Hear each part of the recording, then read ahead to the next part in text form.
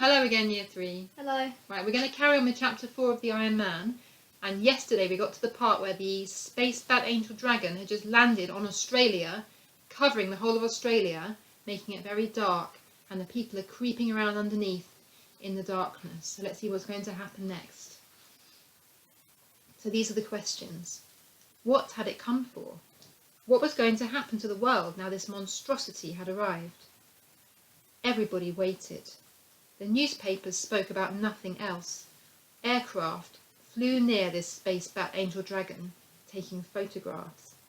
It lay over Australia, higher than any mountains, higher than the Hindu Kush in Asia, and its head alone was the size of Italy.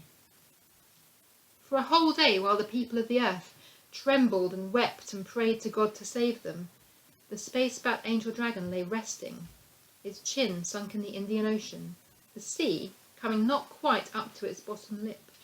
How are the people of Earth feeling, Hunter? They're feeling really sad and scared. Yeah, it says they trembled and wept and prayed to God. They're terrified. But the next morning early, its giant voice came rumbling round the world. The space bat angel dragon was speaking. It wanted to be fed. What's its voice like? It's really deep and loud. It's really loud. How do you know it's loud? Because it says rumbling round the world. Yes, its voice went round the whole world. It was so loud. And what it wanted to eat was living things. People, animals, forests. It didn't care which, so long as the food was alive. But it had better be fed quickly, otherwise it would roll out its tongue longer than the Trans-Siberian Railway and lick huge swathes of life off the surface of the earth. Cities, forests, farmlands, whatever there was. It would leave the world looking like a charred pebble unless it were fed, and fed quickly. What does it want to eat? It wants to eat living things, people, animals, sheep, cows. Yeah. Do you think it wants a few or a lot? A lot. A lot. Its voice shook and rumbled around the earth for a whole hour as it delivered its message. Finally it ended and lay waiting. The peoples of the world got together. If they fed it, how could they ever satisfy it? What does that mean, satisfy? Make it happy. Yeah, or fill it up maybe. Yeah. It would never be full, and every new day it would be as hungry as ever. How can you feed a beast the size of Australia? Australia is a vast land. All the countries of Europe would fit easily into Australia. The monster's stomach alone must be the size of Germany. No, they would not feed it. The people of the world decided they would not feed this space bat angel dragon, or whatever it was. They would fight it. They would declare war on it, and all get together to blast it off the face of the earth. What does that mean, blast it off the face of the earth? Kill it. Yeah, destroy it. And so it was that the peoples of the earth declared war on the monster and sent out their armed forces in a grand combined attack. What a terrific attack! Rockets, projectiles of all sorts, missiles and bombs and shells and flamethrowers, everything was tried. And here's some of the rockets being fired at the space bat angel dragon.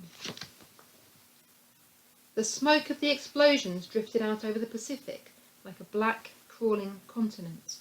The noise of the battle shook the world, almost as much as the landing of the dragon had done, and for much longer. Then the noise died down and the smoke cleared, and the peoples of the world cried out in dismay. Do you know what dismay is?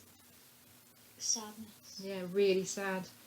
The dragon was actually smiling. Smiling! Aircraft flying daringly near photographed the vast face, smiling, and the picture was in all the papers. Why is it smiling? It was tickled. It was hurt a little bit, and he's very amused by He thinks it's funny, doesn't he? Yeah. It was smiling as if it had been well tickled. Is it hurt? No. No, not at all. Now the people of the world were worried. They were all great fighters, and they spent their spare money on preparing for wars and making bigger and better weapons. And now they had tried their utmost to blast this thing off the earth. And what was the result? The dragon merely smiled, and not a scratch could be seen anywhere on its body. Human weapons had no effect on it. But that wasn't surprising. This creature had come from the depths of space, out of the heart of a star. Nobody knew what it was made of. Perhaps it could not be destroyed by any means whatsoever. And now the space bat angel dragon spoke again, and it gave the people of the world 1 week in which to prepare its first meal. They could prepare what they liked, said the dragon, but if the meal was not ready in 1 week, then he would start on the cities and the towns. The peoples of the earth, the kings and the presidents and the ministers, the farmers and the factory workers and the office workers began to lament. Do you know what lament means? It means like cry, be really sad. Yeah, to lament, to be really, really upset. Now what would happen to them? They would like to say to them the monster didn't exist, but how could they? There it was, covering Australia, staring out over all the countries of the world.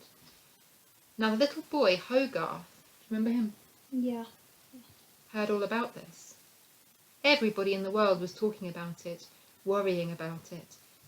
He was sure the Iron Man could do something. Compared to the space bat angel dragon, the Iron Man wasn't very big, of course. The Iron Man was only the size of a tall tree. How big is the space bat angel dragon? Size of Australia. The size of Australia. Nevertheless, Hogarth had faith in the Iron Man. And tomorrow we'll find out what Hogarth's plan is, and what he's going to ask the Iron Man to do to help. Okay? So I hope you enjoyed that part of the story. See you tomorrow. Bye bye, Year 3. Take care. Bye bye. Bye.